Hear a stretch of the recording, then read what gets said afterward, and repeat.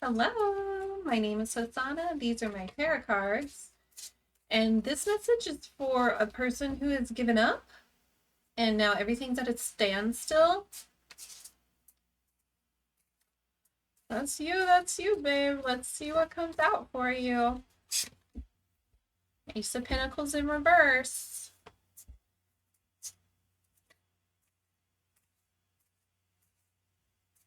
You don't feel like you have the resources you need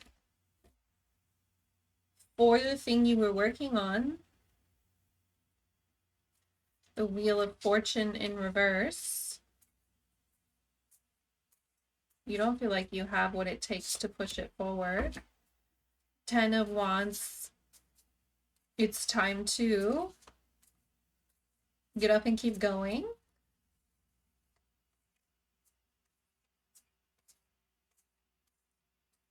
Or keep going, persevere. Knight of Wands, if you push through, or the advice is that you push through, that you keep going. I know that's like the worst thing ever when you're in burnout. And that the energy of it all will come back as you go. Knight of Cups, you'll find your passion and your fulfillment again. Ten of Cups in reverse.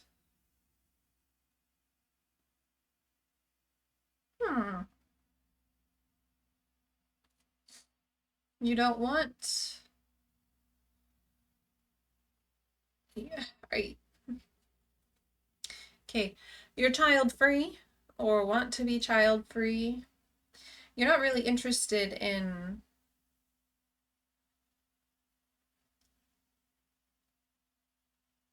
Well, I'm sorry, that could be actually incredibly harsh if you're a person who's struggling with infertility and loss.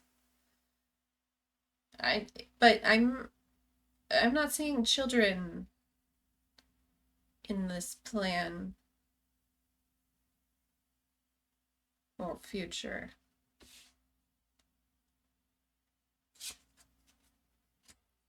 King of Pentacles in reverse.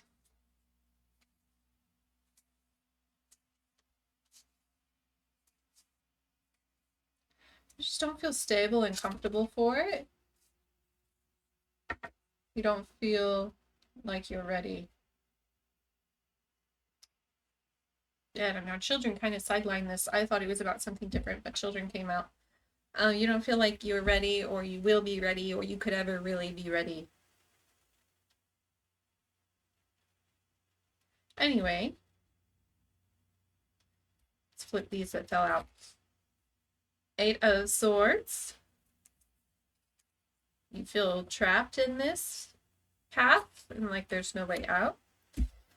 Four of Pentacles. You're sitting on your finances, worried there won't be more of them, like you're penny pinching. It's probably not pennies, it's probably just your resources all around. And the Knight of Swords, it's like rash, impulsive, chaos. You have a lot of chaos going on in your head, screaming at you to do this and do that and right now, and oh, it's good, time is running out. It's like very frantic. Okay, well, what do you want me to do about this? I love when the cards just point out the situation and then don't really help us with it. It's just like, did you know this guy is blue? I'm like, yeah. And anyway,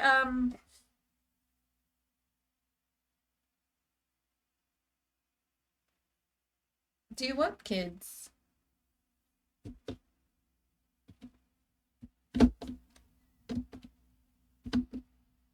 Huh. I don't know. Let's keep going. Give me some clarity. I'm going to put something off way over here to the side because I need some clarity.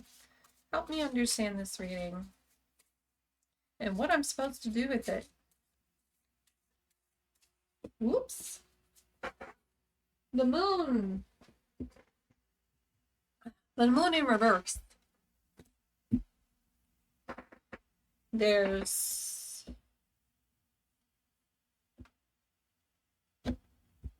some lies that need to be brought to light.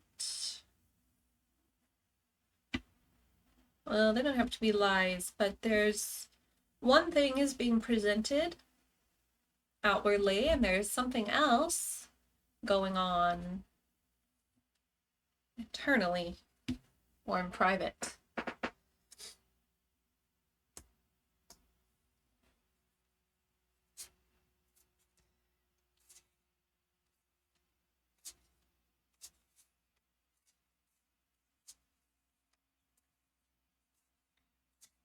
Okay. Well, that could be a lot of things. I'm gonna word vomit them out. This thing you're working on that you stopped on, do you even want it? Because you should consider if you even want this or if you're doing it because it's something you feel expected to do, or because you've sunken so much time into it already, you feel like it's all a loss if you don't finish. Sit with that thought. The other lie is this children being potentially not an option should you continue this path. How do you feel about that? Do you want children? If you don't want children, then continue as you are. Don't feel bad about it, because that's not your goal. So why would you worry about something that's not your goal?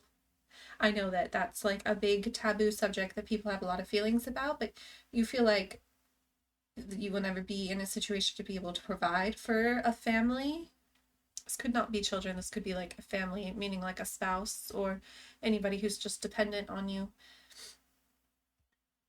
That's If that's not your life's path, then that's not your life's path. And you don't need to worry about all of these other things. I will never be a rocket scientist, so I'm not going to worry about if I do this, will it hinder me from being a rocket scientist? Because I'm never going to do that. If you don't want children and you don't want a family and that's not in your future for you, then don't let that stop you from pursuing this. But if you do want children and you do want this family, this Eight of Swords is suggesting that this notion that you have that's off the table, that a family is off the table, could be false.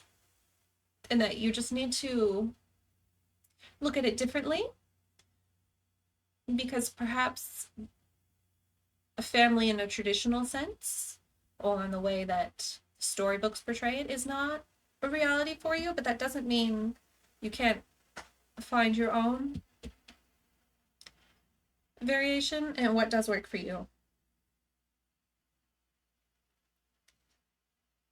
But you're sitting here trapped in your head, worried about all of these things. That's all this screaming that's going on in our head. This Knight of Swords, who is chaos and running and screaming, and even his horse is chaos and frantic, and he has this sense of urgency, this do it now, immediately, time is running out,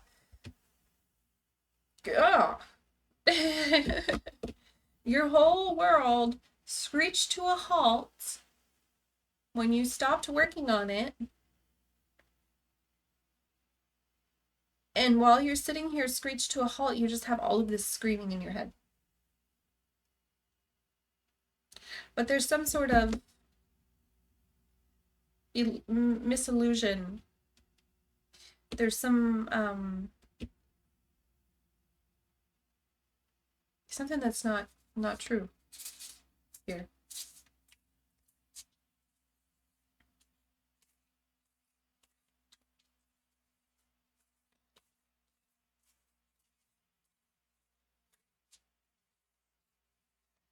Oh, I see.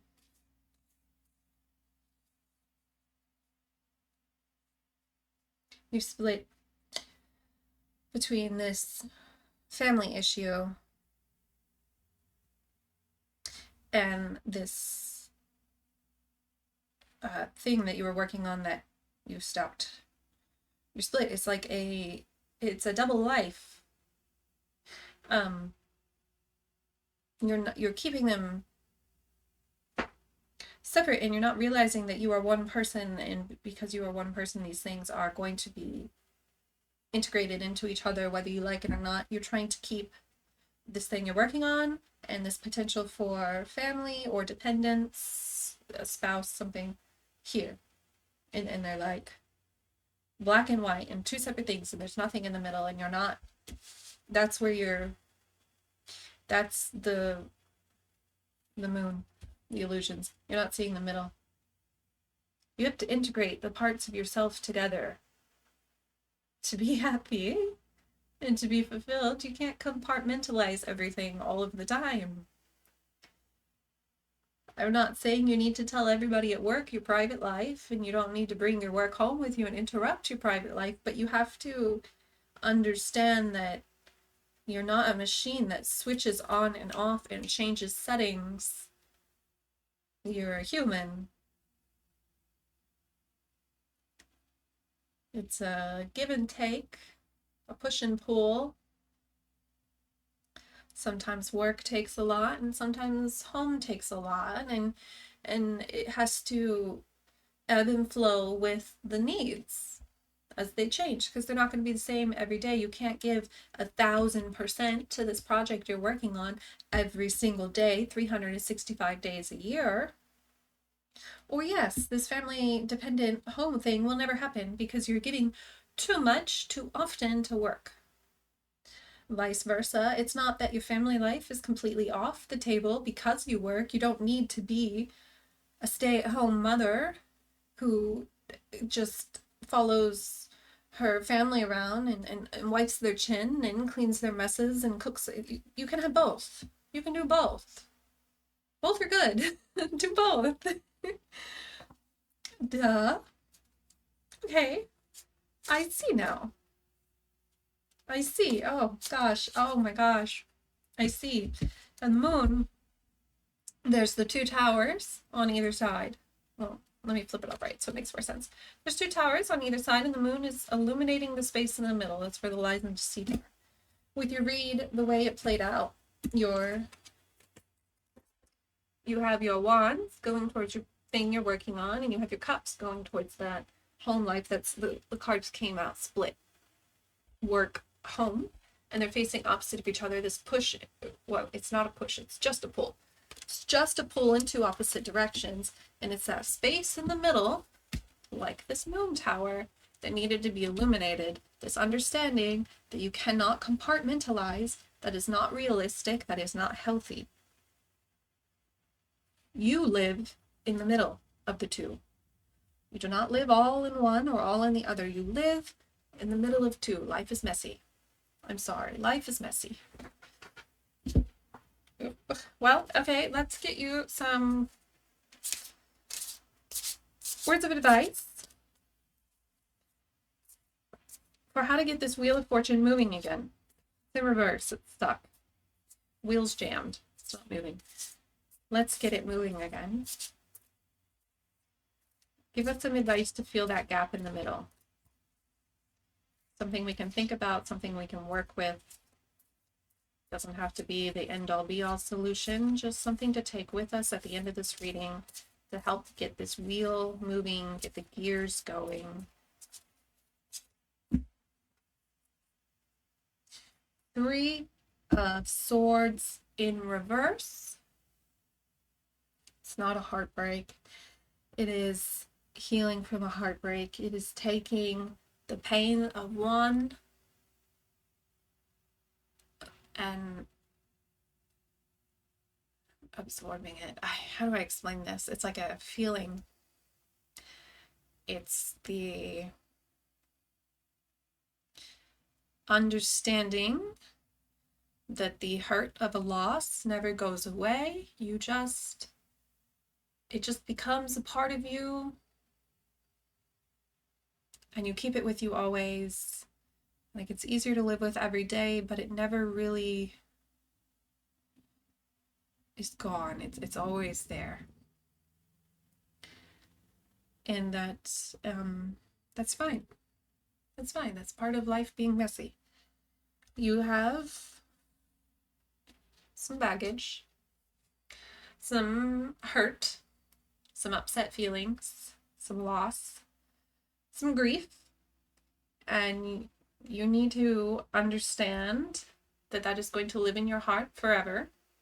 And that's okay. It's supposed to. It's not going to go away. It's not something you can just erase. So you need to start working on healing that. I can see that it's old. I can see that this hurt is old. It's not a new hurt. It didn't happen yesterday. It happened some time ago. But you have to work with that to get this wheel moving. Again, because it was moving before.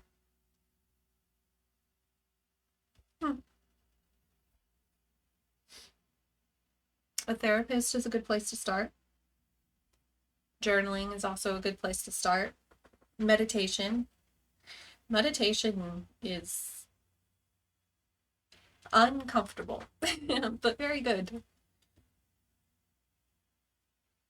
You find what works for you. Whichever technique of dealing with this feels the least threatening in the moment, and start there. If therapy feels like it's too much and too big and it makes it too real, just try journaling. If journaling is too difficult, because sometimes it can bring up a lot of feelings that are too uncomfortable to sit with, try meditation. Then there's no action you're doing. Try finding an outlet. An artistic outlet is also helpful. That way you're not sitting there dwelling, thinking of the thoughts and the hurt, but instead you're doing something while working through that hurt. It makes it more comfortable. I don't know how to, that's kind of a therapy thing. But you could look it up. Art as a tool for healing grief. It's a real thing. It's very therapeutic and very helpful. Anyway, you're not stuck like this forever. You can do it. You can move on. You can have the best of both worlds. I hope this helped. I hope I brought you some clarity, and I wish you luck, babe. You're gonna do great. Don't be scared. Yeah. I'll see you in the next one. Bye.